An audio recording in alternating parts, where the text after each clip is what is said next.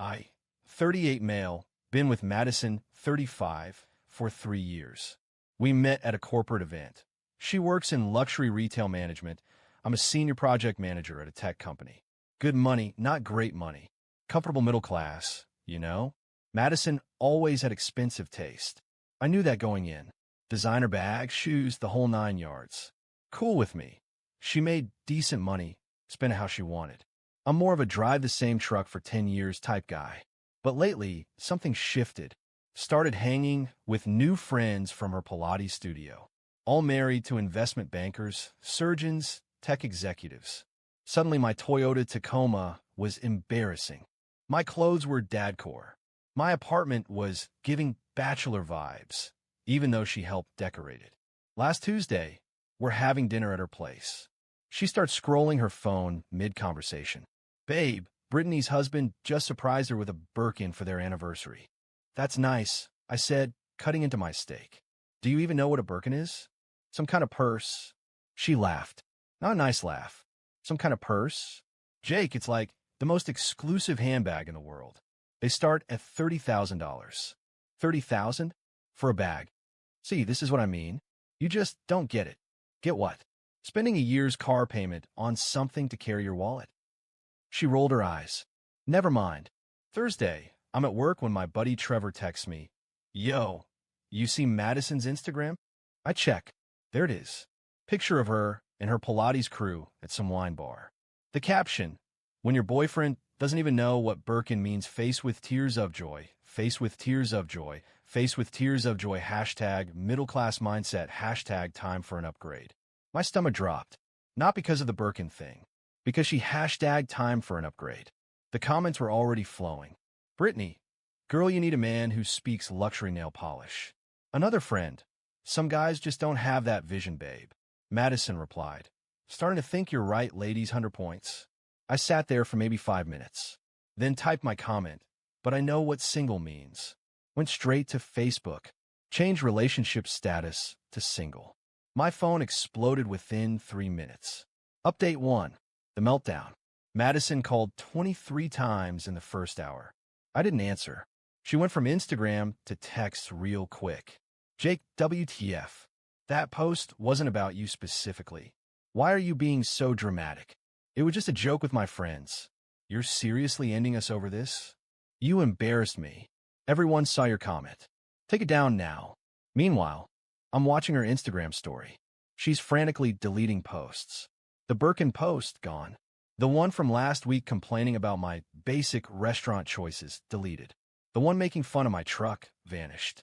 Then came the damage control post. Some people can't handle a little joke.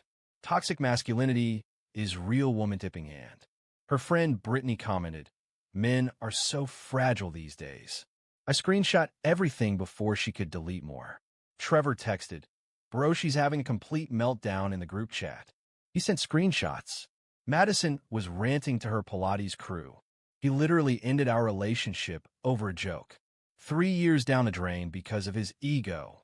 I gave that man the best years of my life. He's probably been looking for an excuse. Then Brittany. Honey, you deserve someone who can actually provide the lifestyle you deserve. Madison, you're right. I've been settling. That's when I knew I made the right call. Friday morning, she shows up at my apartment. Full designer outfit. Fresh blowout. Looking like she's headed to a photo shoot. Jake, we need to talk. No, we don't. You're throwing away 3 years over one post. No, I'm throwing away 3 years because you publicly disrespected me to impress your shallow friends. They're not shallow. They just have standards. Standards that apparently I don't meet. She tried switching tactics. Tears. I love you. You know I do. I just got caught up in the moment. You got caught up in wanting a different life. One where your boyfriend buys you $30,000 purses. That's not. I mean, would it kill you to want nice things? Madison, I make $95K a year. I save, invest, plan for the future. If that's middle-class mindset to you, then yeah, we're done. You're being ridiculous. All my friends' boyfriends. I'm not their boyfriend. I was yours. Past tense. She stood there, tears ruining her makeup. You'll regret this. Doubt it. She left. But this wasn't over. Not even close. Update 2. The escalation. Saturday night, Madison went nuclear on social media. Full victim mode activated. Facebook post. When you support a man for 3 years and he dumps you over a joke. Ladies, never date down. They'll always resent your success. Instagram story showing her crying with some quote about knowing your worth. Twitter thread about financial abuse in relationships and how some men weaponize their insecurity. The best part? She started a TikTok. I kid you not. Dancing to some breakup song with text overlay. POV. Your ex couldn't afford the lifestyle you deserve, so he left you. Her friends were eating it up. Queen, you dropped this crown? His lost babe. Bet he's crying in his Toyota right now. That last comment pissed me off. My truck's paid off and runs perfect, thanks. But here's where Madison screwed up. Remember those screenshots I took? Time to set the record straight. I made my own Facebook post. Simple. Since there seems to be confusion about why my relationship ended, here's the actual post where my ex publicly mocked me for not knowing about $30,000 handbags.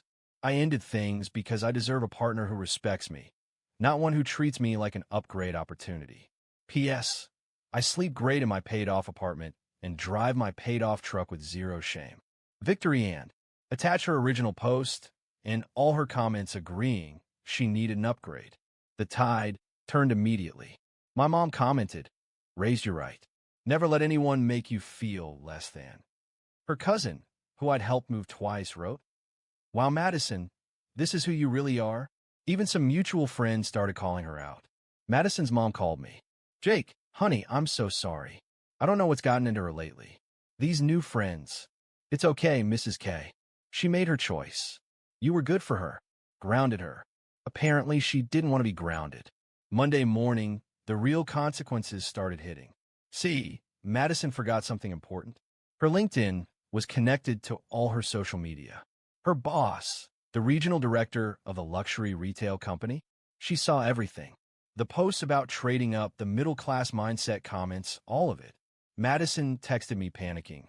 "My boss wants to meet about my social media presence. Did you contact my work?" "Nope. You posted it publicly. Actions meet consequences. This could affect my job. How could you be so cruel? I didn't post anything about you. Just offended myself with your own words. Take it down." "No." She tried calling. I didn't answer. Tuesday, things got interesting. A number I didn't recognize texted me. "Hi, this is Charles Wellington. I believe you know my wife, Brittany. Could we talk?" Holy. Brittany's husband wanted to talk. Update 3, the plot twist. I met Charles at a coffee shop Wednesday afternoon.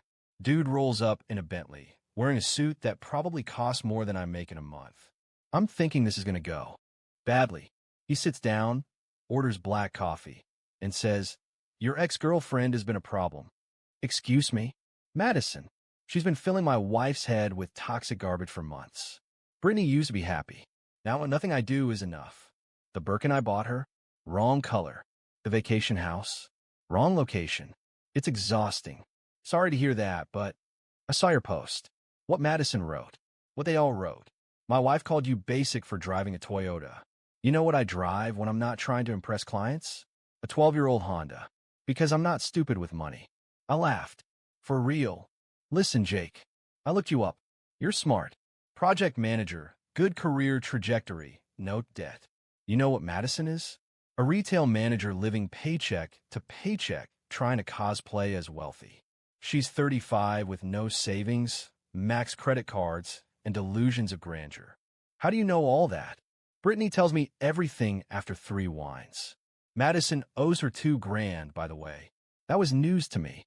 Charles continued. These women are creating this echo chamber of entitlement. They're convincing each other they deserve billionaire lifestyles on middle-class incomes. It's delusional. What are you going to do? Already did it. Brittany and I are starting marriage counseling. I showed her your post, Madison's comments, all of it. It was a wake-up call. She realized how cruel they were being. Good for you, man. Here's the thing, though. Madison's not done with you. Brittany showed me their group chat. She's planning something. Planning what? She's going to show up at your job. Make a scene. Try to embarrass you into taking her back. Are you serious? Dead serious. Friday at lunch. She's bringing her friends for support. I thanked Charles and left with a lot to think about. Madison showing up at my workplace? That's next level crazy, but also predictable. She couldn't handle losing control of the narrative. Thursday night, she texted from a new number. Jake, please. Can we just talk? I miss us. I didn't respond. Friday came. I gave my boss and security a heads up. Sure enough, 12:15 p.m., Madison shows up in the lobby with 3 of her friends. Full glamour mode. Designer, everything. Flowers in hand, like she's in a rom-com. Security stopped them at the desk. Ma'am, are you here for business? I'm here to see Jake Thompson. He's my boyfriend. He's not on your visitor list. I'll need to call up. Security calls me. Mr. Thompson, they're the Madison here claiming to be your girlfriend? Ex-girlfriend. And no, she's not authorized to come up. I watched on the security monitor as they told her. Her face went from confident to shocked to furious. This is ridiculous. Jake, I know you can hear me. Stop being a child. Her friend started filming, probably for TikTok. Security stepped forward. Ma'am, I'm going to have to ask you to leave. I'm not going anywhere until... Ma'am, leave now or we call the police. They left, but not before Madison screamed. You're making a huge mistake, Jake. Huge. The security guard looked at the camera and shrugged like that was weird. My boss called me laughing. That your ex. Unfortunately. Bullet dodge, my friend. Final update. The aftermath. It's been a month since the Birkin incident. Here's where everyone ended up. Madison lost her job. Not officially for the social media stuff, but her performance tanked after the drama. She was encouraged to pursue other opportunities. Last I heard from mutual friends, she moved back in with her parents. Her Instagram went private, but someone showed me a post where she's selling her designer bags to make rent. The friend group imploded. Charles and Brittany are actually doing better after counseling. She cut off the toxic Pilates crew and apparently apologized to him for how she'd been acting. He sent me a text saying thanks for inadvertently saving his marriage. 2 other husbands reached out to thank me as well. Turns out Madison's upgrade your man philosophy was causing problems in multiple relationships. Madison tried one last desperate move. She sent a letter to my apartment, an actual handwritten letter. For pages of word salad about soulmates, destiny, how I misunderstood her, how she was just pushing me to be better, and how she deserves another chance. The last paragraph was the kicker. I realize now that true luxury isn't about labels or brands. It's about love. And what we had was real Louis Vuitton, not some knockoff. Did she really just compare our relationship to a handbag? Even in her apology? I sent the letter back with a note. Return to sender. Address unknown. Petty? Maybe.